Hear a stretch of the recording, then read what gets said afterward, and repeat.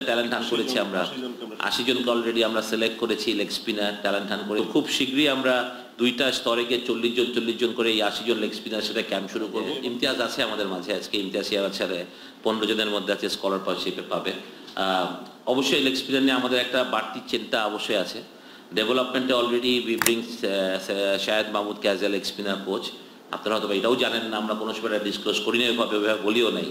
গত ৮ মাস ধরে আমাদের সাথে আছে এবং আমাদের অলরেডি অনেক লেগ স্পিনার ট্যালেন্ট হান্ট করেছি আমরা ৮০ জনকে অলরেডি আমরা সিলেক্ট করেছি লেগ স্পিনার ট্যালেন্ট হান্ট করেছি এবং শাহেদ কিন্তু বাংলাদেশের আনাচে কানাচে গিয়েছে। সত্যি কথা বলতে ওকে আমরা ফরিদপুর বলেন, রংপুর বলেন, রাজশাহী বলেন, সব জায়গায় ও কিন্তু এমন না যে ছেলেরা এসছে, ও গিয়ে গিয়ে কাজ করে ওখান থেকে ট্যালেন্ট হান্ট আমরা বের করেছি এবং খুব শীঘ্রই আমরা দুইটা স্তরে গিয়ে ৪০ জন করে এই ৮০ জন লেগ স্পিনারের সাথে ক্যাম্প শুরু করবো।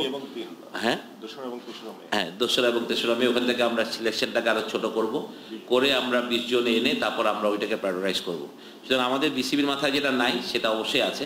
হ্যাঁ, আপনি যেটা বললেন যে এখনো হয়তো বা ঢাকা প্রিমিয়ার লিগ স্ট্যান্ডার্ড খেলার মতো কোয়ালিটি হয়নি, সেই জন্য হয়তো অনেক ছেলে খেলতে পারছে না। আর আমি আরেকটা কথা বলি, Dhaka first division, second division বা অন্যান্য ক্লাব ক্রিকেটের একটা পালসের কথা বলি, তারা কেউ লেগ স্পিনার খেলাতে চায় না আসলে। কারণ লেগ স্পিনার তো একটা ওভার একটা বাজে বল করে ৬ খায়, তো সেটা তারা মানতে পারে না। আপনি যদি সেকেন্ড ডিভিশন থার্ড ডিভিশন খুব ভালো ফলো করেন তাহলে দেখবেন ওইখানে একটা স্পিনাররা ১০ ওভারে ১৮ রান দেয় বা ১৫ রান দেয়, মানে এরকম উইকেট থেকে তারা লেগ স্পিনার লেফট অফ স্পিনারদের ডোমিনেশন থাকে, রাইট?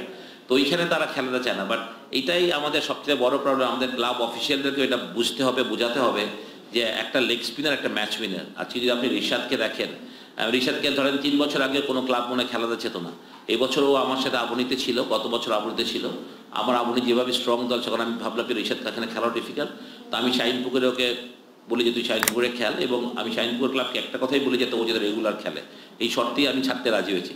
এবং রিশাদ খেলেছে এবং রিশাদ কিন্তু মাশাআল্লাহ 10টা ম্যাচ খেলে প্রায় 23টার মতো উইকেট পেয়েছে। শাহিনপুকুরের অনেক ম্যাচ জয়েরও অবদান ছিল।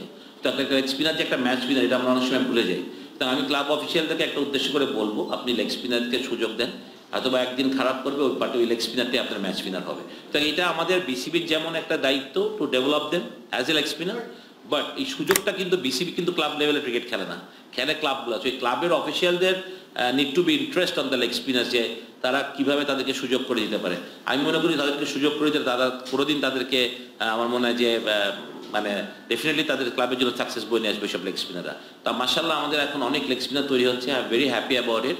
বাট একটা প্রপার নার্সিংয়ের অভাব ছিল আমাদের হয়তোবা, এই জন্য আমরা লেগ স্পিনার কোচ একটা নিয়ে এসেছিলাম ডেভেলপমেন্টে। আর আই এম ভেরি হ্যাপি যে মুশতাক ভাই আমাদের সাথে জয়েন করেছেন as a senior leg spinner coach in national team. আমি মনে করি উনিও যদি একটা লং টার্ম আমাদের বিসিবির সাথে থাকেন, তা আমাদের মনে হয় এইখান থেকে আমরা বলতেই পারি যে ইন ফিউচার আমরা বেশ কিছু লেগ স্পিনারকে তৈরি করতে